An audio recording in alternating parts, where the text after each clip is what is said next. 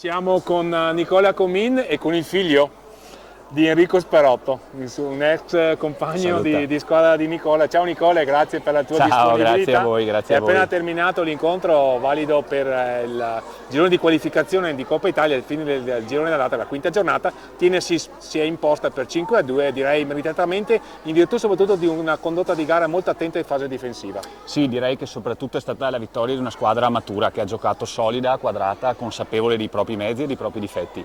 Breganze è una squadra che abbiamo studiato, è molto giovane, molto valida, sicuramente ha elementi importanti, però chiaramente paga l'inesperienza, questo è chiaro ed è evidente.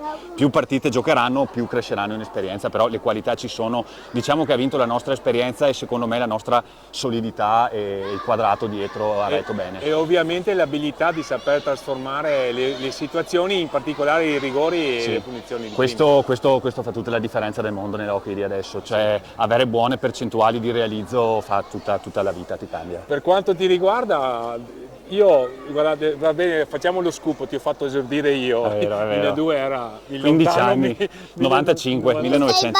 Sì. Scusami, E da allora ancora la tua proverbiale capacità e passione per questo sport. Sì, io adoro questo sport, mi piace veramente tantissimo, mi fa rinascere ogni volta che gioco, per cui ho ancora tanta voglia di giocare un anno alla volta finché sarò ancora in gamba e potrò permettermi di farlo. Le condizioni fisiche te lo mi reggeranno e la moglie sopporta. Sì, sto bene. E allora ti rivedremo presto. Speriamo Nicola, di sì. grazie. In bocca al lupo e buon proseguimento di stagione.